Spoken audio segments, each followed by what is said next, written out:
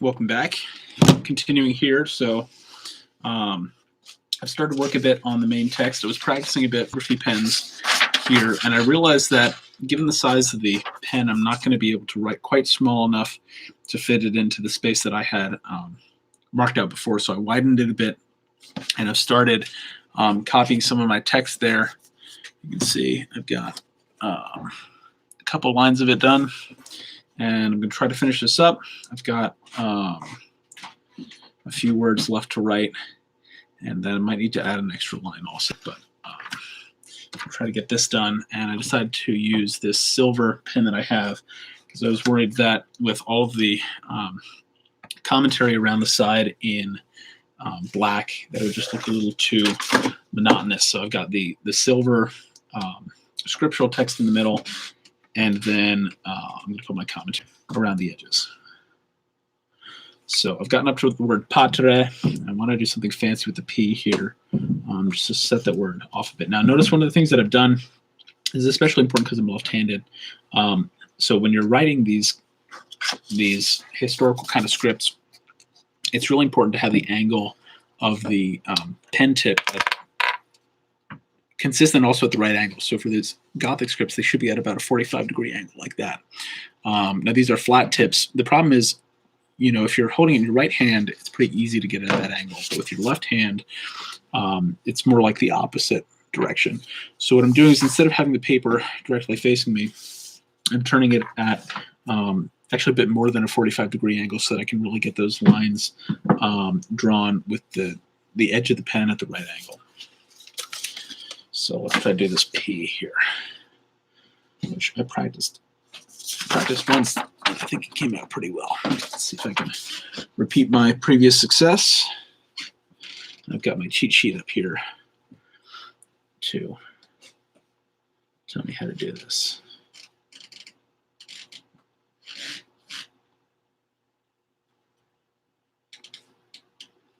Let's see.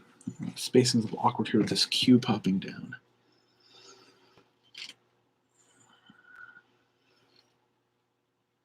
I think I'm going to go for some pretty tight spacing here.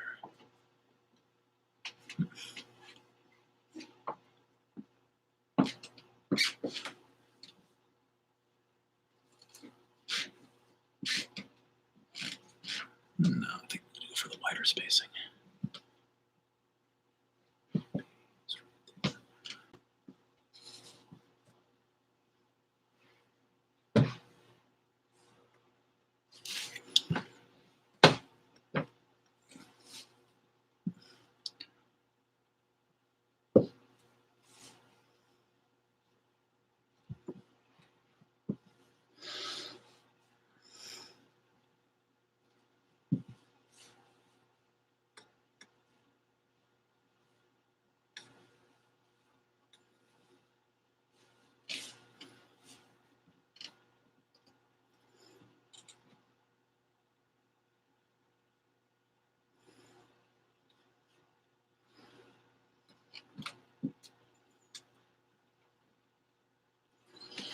It's not so bad.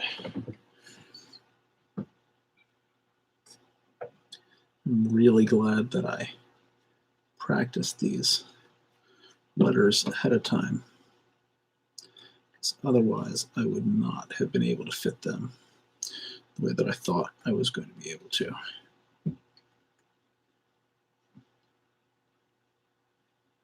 I'm referring to this cheat sheet pretty frequently.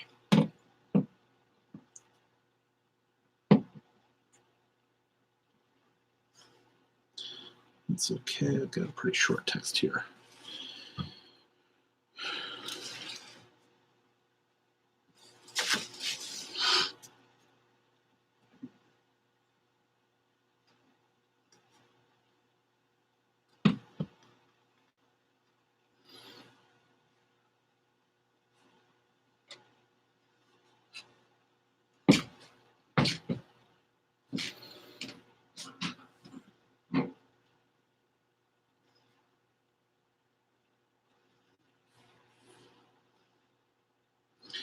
Even as it is, I'm going to have to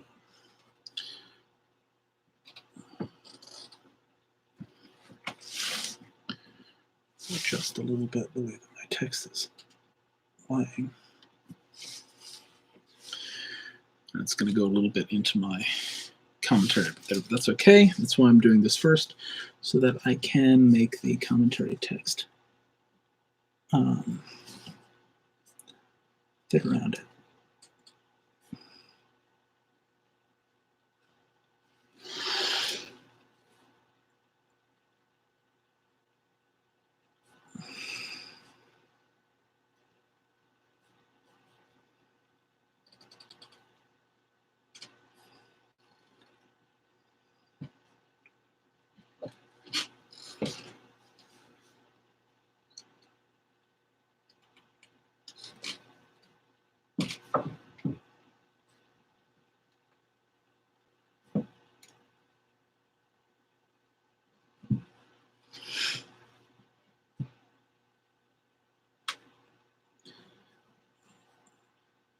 Really is true what some of those calligraphy websites say when they talk about these black letter scripts being all about rhythm.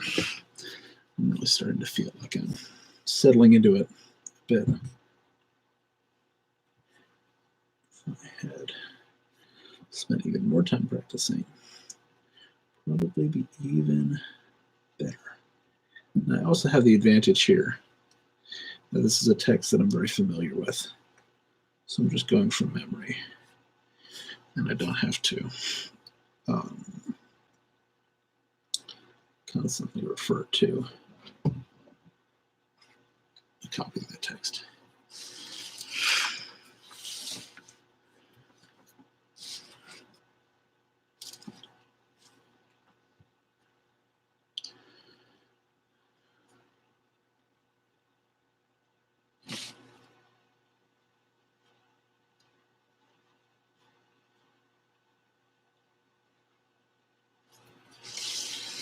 Yeah, that last word is going to end up going on another line. So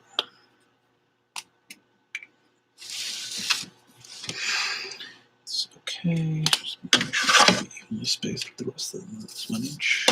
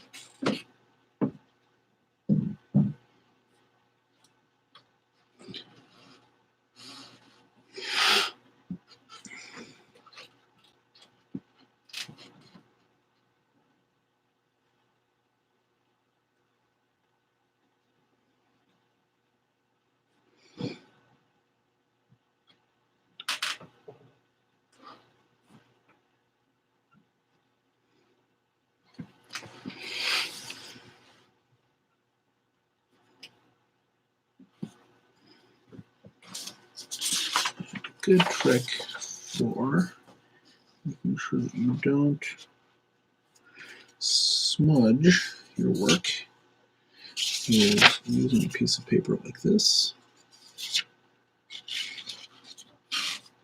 to cover up the stuff that you're trying to smudge.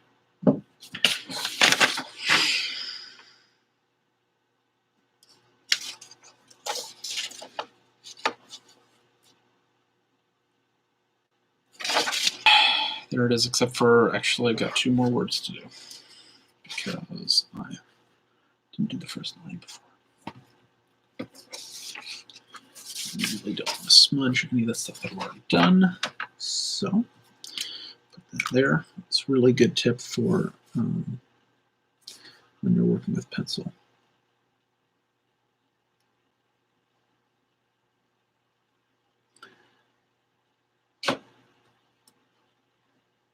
Because pencil is such a smudgy medium.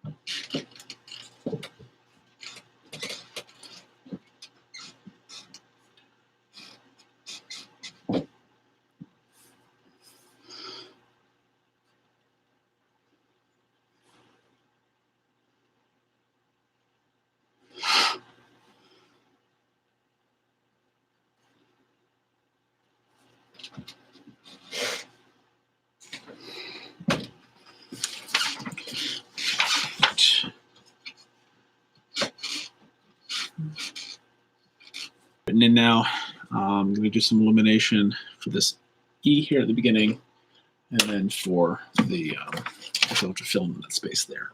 But otherwise, this is written, which is great because that's one thing done. I might go back tomorrow, maybe a little bit right now, clean up some of these pencil lines just so they're a little less obtrusive.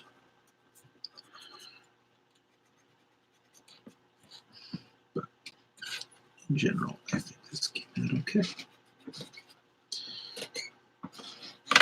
We'll see you guys next time.